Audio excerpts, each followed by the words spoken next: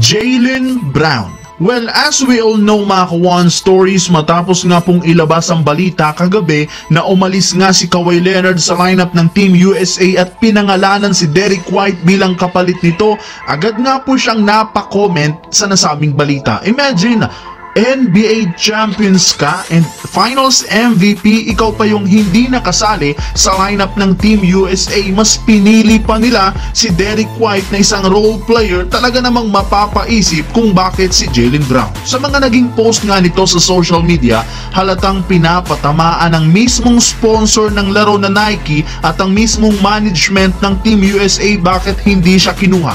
Well, literal na itchapwera ang finals MVP. Tara't talakayin natin yan at pag-usapan ang inilabas na 4-team trade proposal ng Bleacher Report para kay Zach LaVine at D'Angelo Russell. Pero bago yan, please don't forget to hit the notification bell at mag-subscribe sa aking channel.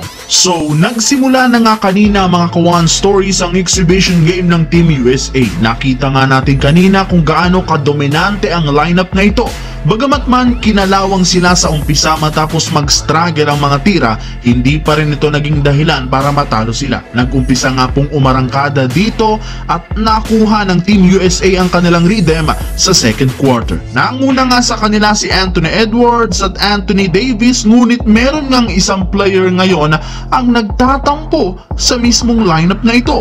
Well, eto nga ang nakaraang finals MVP na si Jaylen Brown. Though deserve rin naman ito na mapabilang sa Final 12, hindi rin naman ito naging rason para piliin siya ni Grant Hill. Mas gusto nga pong kunin si Derrick White bilang isang solid role player. Hindi na rin naman nga nila kailangan pa ng isang ball dominant, kaya naman desisyong ito talagang nagpainit ng husto kay Jaylen Brown at feeling nga nito dinesrespect siya ng Team USA. Sinisi pa nga nito ang Nike na sponsor ng Team USA kung bakit hindi siya ang napili. Pero overall, hindi na naman natin masisisi ang mismong Team USA dahil napakagandang addition rin naman si Derrick White sa kanilang lineup. Samantala mga Kawan Stories, tungkol naman sa inilabas ng 4-team trade proposal ng Bleacher Report para kay Zach LaVine at D'Angelo Russell.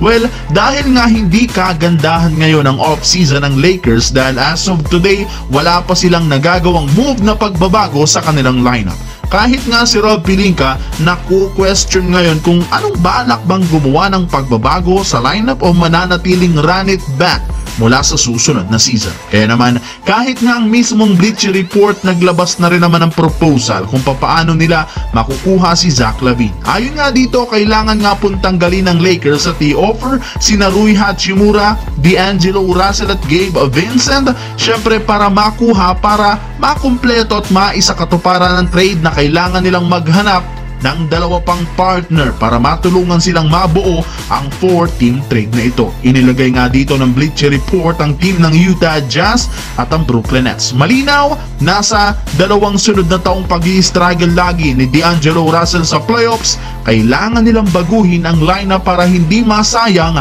ang isa na namang taon ni LeBron James. Alam naman natin 39 years old na ito, papasok sa 40 at kailangang hindi masayang ng Lakers ang pagkakataon na magkampiyon. Dahil na rin sa laki ng kontrata ni Zach LaVine, kailangan nga po nilang bumuo ng 4-team trade.